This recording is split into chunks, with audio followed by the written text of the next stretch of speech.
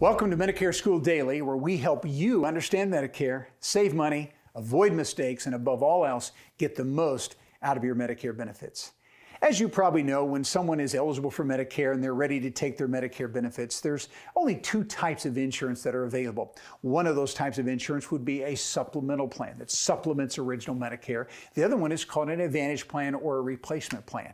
And when you go on Medicare, you have to choose one or the other. Now, half of all Americans are on supplemental plans and half are on Advantage plans. So one is not better than the other, they're just different. And today's topic is I want to address 3 disadvantages of Advantage plans. Now, there are a lot of advantages to Advantage plans, namely 2. I'll tell you about the disadvantages in here in just a second. But first off, why do people like Advantage plans today? Well, number one, they like them because of the monthly premiums are very, very low. In fact, on the high side, someone may pay maybe $49 a month for an Advantage plan, but normally it's more on the low side here, either 0 or very low premium. So that's a nice feature. The other reason people like Advantage plan is because all the perks that they throw in that are typically not available with the supplemental plan.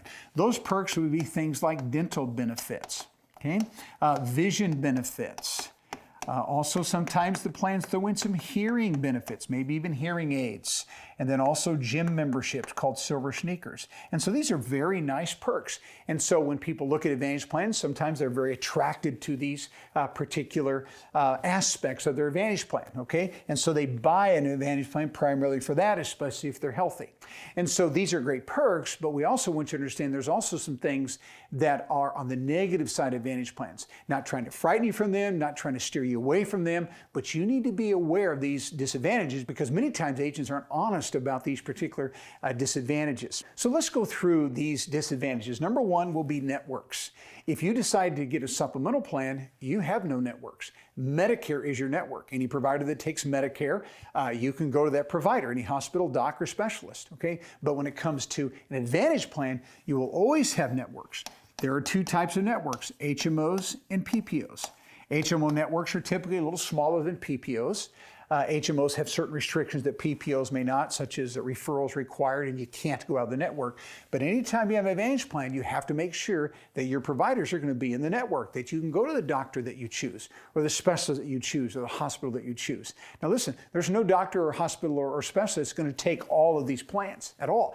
Some will take an HMO, some will take a PPO, and sometimes they'll take both. But you got to make sure your providers are within the network because you have these network restrictions. The second disadvantage would be pre-certifications. Pre-certification, what's that mean? That means that the doctor has ordered an MRI or maybe a CAT scan, or maybe is saying that you need a hip replacement or knee replacement, and that is going to have to be pre-certified. Now, every service that you have on the Advantage plan does not have to be pre-certified. You can go to your primary care doctor, you can go to a specialist, there's lots of things you can do without a pre-cert.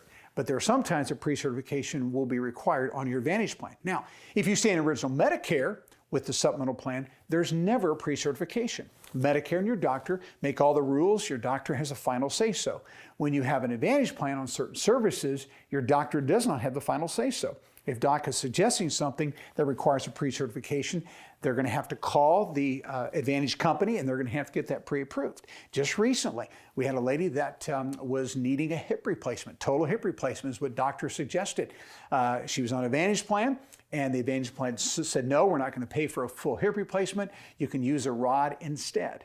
We had a lady recently who was also needing hip replacement. Advantage plan said you must go to therapy for 9 months. After that, if you still need a hip replacement, then we'll discuss that. Had someone, again recently, needed an MRI on his back, has chronic back pain. They couldn't figure out what it is, orders the MRI. And the Advantage plan said, no, go to therapy 3 weeks, call us back after that. And so the whole point is they have a say-so in your health care. It's not just your doctor that make the final decisions. The plan also has some say-so in what is going to happen with your health care. Okay, and some people are just annoyed by that. And so you need to be aware of that. And then lastly, switching plans. Now every year, Medicare has an open enrollment period. This is October 15th to December 7th.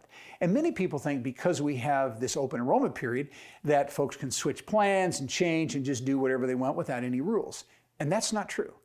If you are on an Advantage plan, and let's say that you would like to switch to a supplemental plan and get off of that Advantage plan, Do you realize, folks, that after you have been on an Advantage plan 1 year, anytime after 1 year, if you want to make that switch, you have to be approved by that insurance company to make the switch. Okay, meaning you're going to have to go through underwriting.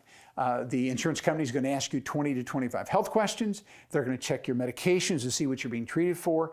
And they're also going to possibly get a statement from your doctor.